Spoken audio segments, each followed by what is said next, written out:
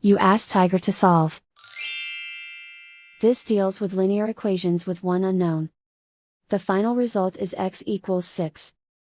Let's solve it step by step. Group all constants on the right side of the equation. Add 4 to both sides.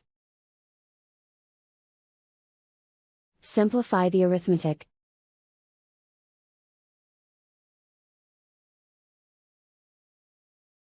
Isolate the x. Divide both sides by 9. Simplify the fraction. Find the greatest common factor of the numerator and denominator.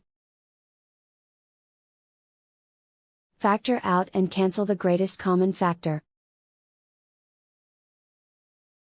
And so the final result is x equals 6.